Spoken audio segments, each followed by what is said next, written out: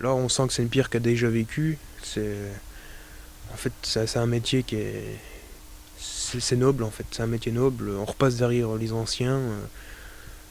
Un travail qui a été réalisé depuis longtemps, quoi. Alors, des restaurations de calvaire, on en fait dans l'année à peu près peut-être une dizaine, quoi. Et c'est en fonction de beaucoup de choses, c'est-à-dire quoi? C'est que il y a eu des accidents de voitures, il y a eu tout simplement l'érosion du temps, il y a eu des choses comme ça, qui fait que les calvaires peuvent être des fois restaurés ou refaits entièrement. Soit il faut le faire parce qu'il est tellement abîmé, soit par les intempéries ou par le temps, les intempéries du temps bien sûr, mais il faut le refaire à l'identique. Refaire à l'identique, c'est-à-dire tout simplement, on a un calvaire avec des difficultés, ça peut être des fois des choses très simples, mais avec des difficultés, donc il faut refaire ou retrouver les mêmes détails qui étaient il y a un siècle ou deux. Les techniques ont évolué, pourquoi? Parce que au niveau du travail, la finition se fait à la main, alors que ce qu'on appelle l'ébauche, il existe aujourd'hui des pneumatiques, il existe des disques au diamant où on peut faire une ébauche, où on gagne du temps et surtout on a des fois moins mal au dos. Mais la finition ne peut se faire qu'à la main parce que c'est délicat, c'est une personnalité, c'est essayer de retrouver l'esprit de il y a peut-être un siècle où les personnes qui ont pu faire ou créer ce calvaire, il faut les sentir quoi.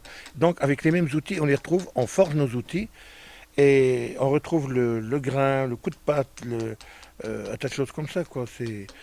On retrouve d'après les traces qu'il y a dans la pierre, on peut reforger et refaire des outils en fonction de ce que l'on trouve dans la pierre.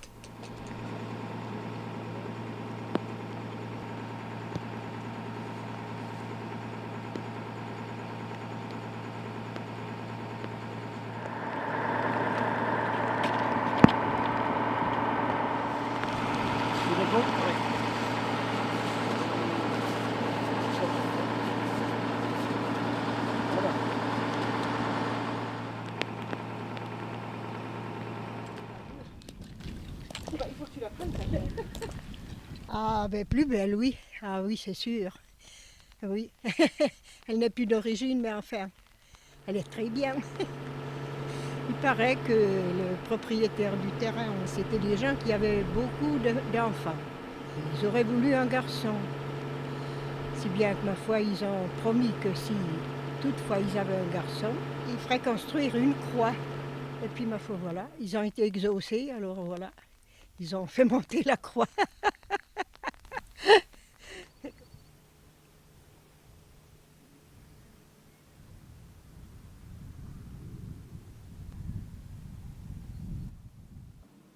En pierre, en bois, en marbre, en fleurs ou en buis, des multitudes de croix, et chacune en particulier, nous rappelle que la croix de Jésus le Christ est à jamais plantée au cœur de notre monde et de nos vies humaines.